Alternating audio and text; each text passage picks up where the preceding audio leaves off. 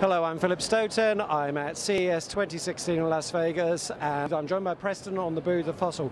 Preston, start by telling me a bit about the strategy behind your acquisition of Misfit. Absolutely. Fossil Group has been doing wearable technology for a long time through great partners like Intel and Google. And as we brought one brand to market with Fossil and Fossil Q this year, we had 10 products, and the response has been tremendous. And so we are at a point where we are all in. We couldn't be more excited. We envision this world where everything we make is connected, and we can make everything we make smarter. So as we approach this space and figure out how are we going to go big across all of our brands, it's not just Fossil, it's all of our licensed partners, it's our other own brands. We really identified the fact that we want to do this ourselves. We want to have those capabilities ourselves. And when we went around and thought about who the options were and what we could work with, when we met Sunny and the team at Misfit, it was a very natural fit. Their approach to design, their approach to product, brand, storytelling, and just frankly, a good cultural fit. Their approach to the business, their approach to kind of the worldview of things. Couldn't be happier to have Sunny and the Misfit Group as part of the Fossil Group now. And as we go forward, Misfit becomes a brand now that we build and tell stories about and create and distribute throughout the world.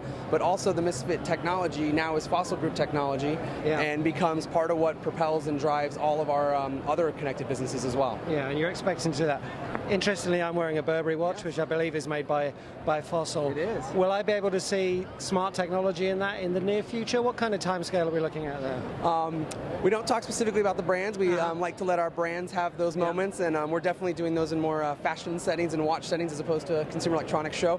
But yes, the idea would be the brands that we make over time, each brand, each designer, each creative director is finding ways to use technology that makes sense for their brands and their products, and it's been fascinating to see how that comes to life. Fossil's a good example that the brand is built on vintage Americana, so it's not a natural idea to put a screen on a watch or to make it techie. And so the idea for Fossil was to really make it invisible. So the idea with the Fossil wearable, Fossil Q products, is that you shouldn't see it. So the watch I'm wearing today, it looks like a normal watch. But it happens to be Android Wear. And the other watches we're selling, Q Grant, Q Dreamer, Q Reveler, they all look like a bracelet. They look like a watch, and they actually are. And our goal, the design team that's here today, their goal was that if the battery was broken or stopped working, you would still wear it. And that's the kind of standard we hold ourselves to. Yeah, and that's important. I mean, geek chic might seem like it's a big deal here, but it's clearly not for everyone. Not for our brands, but absolutely. So do you think design is fundamental to the success of the wearables industry? Do you think having that merger of fashion and technology is important? Yes. Anytime something comes on the body, whether even that move from the palm of your hand and a phone to your wrist, the wrist is a very special place on the body. It's one of the only places where people wear jewelry where they can actually see it. So if a woman or a man wears a necklace or earrings, they don't see it. It's for everyone else. The wrist is for you. It's a very personal space. And so diversity, design, brand, storytelling, brand and design matter once it goes on the body. And we can't wait to apply that almost to the Misfit brand, but also to all of our other brands as well. Yeah, and you have all the activity things on there. You have the all the stuff coming from the smartphone in terms of data. The area that a lot of people are talking about and working on is heart rate recognition.